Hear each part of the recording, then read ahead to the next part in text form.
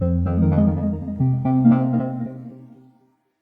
in this video, we'll just have a close look at these memory modules from Patriot. These are the Viper.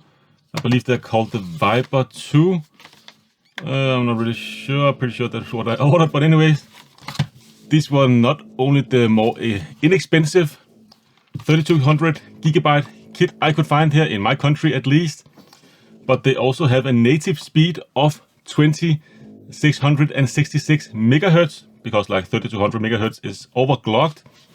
And since I'm going to use these on an older Intel CPU, a 7th generation Intel CPU, I only really need 2400 megahertz of speed, and most like 3200 megahertz overclocked memory actually based on 2133 megahertz memory. So these have among the highest base speed, or SPD as it's called, like said, 2666, so works well with older Intel, and at the same time kind of future-proof here if I wanted to upgrade in the future for a Ryzen CPU or a newer Intel CPU. It can run up to 3200 megahertz. Of course, that is overclocked, but let's just have a look around the box here. Of course, you can kind of see it works both on Intel and AMD platforms, and it does have the XMP 2.0 profile.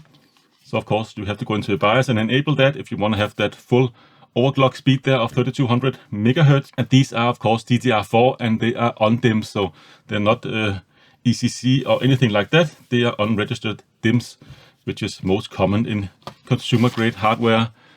Little Patriot brand in there. I believe this is my first Patriot memory kit. I hope these will be fine.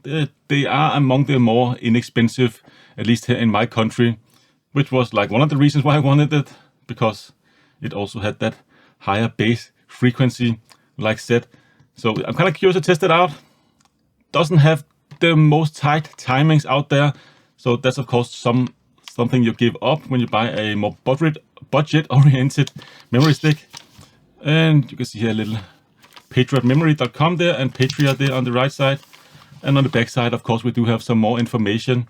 So they do come with a lifetime warranty, but of course, the little abstracts there, so it's always limited warranty. And it does have some kind of a heat spreader on there, and it's relatively low profile considering, like I said, it has a heat spreader on there.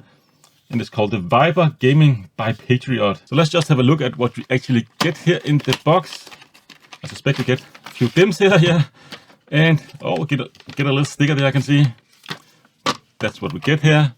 Of course, the Viper Gaming sticker. I'm not really too familiar with this brand, this gaming brand here, but let me know down in the comments if this is actually a known gaming brand out there. And then of course we have the two UDIMMs here. So this is the 32 gigabyte kit.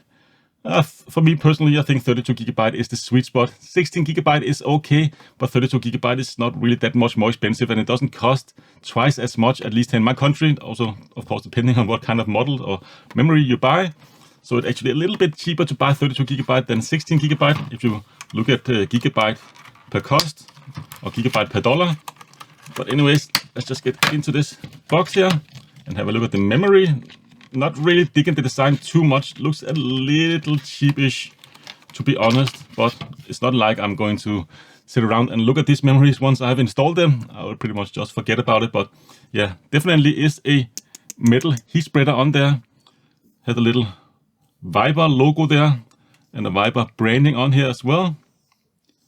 And it seems to be made of 2 parts aluminium. So the red part here is probably just stuck onto the black part here, but I'm not really sure actually. Maybe it's just a sticker, or maybe it's just painted, but it almost looked like it's made of 2 pieces because you can kind of see a little bit of a lip there. But yeah, pretty decent. Like I said, not super low profile, but not really among the highest out there. You can get a lot of those RGB, of course, memory modules that's just super tall, so I don't really want to get one of those if I wanted to upgrade in the future for another cooler, big air cooler. You can kind of get in the way there.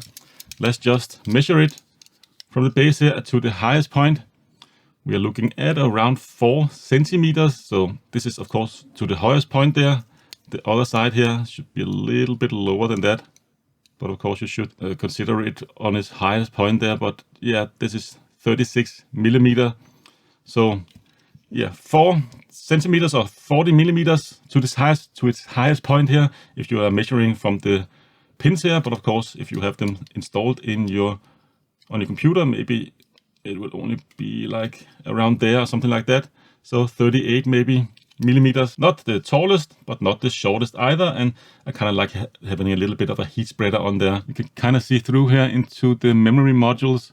I don't believe these are dual ranked. I believe they are single ranked, but correct me if I am wrong here. I would have preferred maybe if they would have the top part here would go all the way through, so it would kind of be a little more protected there, but I guess it's nice that it can breathe a little bit here on the top. And of course on the other side here, you just have the model number, serial number, and so on, and warranty void if removed. I never really understand why warranty on a memory stick or an SSD would be void if you remove a sticker, but I guess they just want to make it harder for you to actually claim that warranty. So these have cache latency of 18. I can't really remember its timing above that, but that's of course on 3200 megahertz.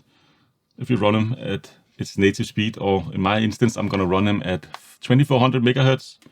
I believe you'll get pretty okay timings with these, but definitely not the best ones out there, but also cost significantly less if you wanna buy the most premium out there from Corsair. The premium memory costs like twice as much as these. A worthy trade-off, I think, for a like mid-range gaming PC that I am going to build. And of course, both memory modules are exactly the same design and exactly the same on the other side as well. So looking forward to testing these memories here. I'm definitely going to do a memory test on these once I have set everything up. If you can find them at a good price, I think actually they're pretty decent, at least in terms of value.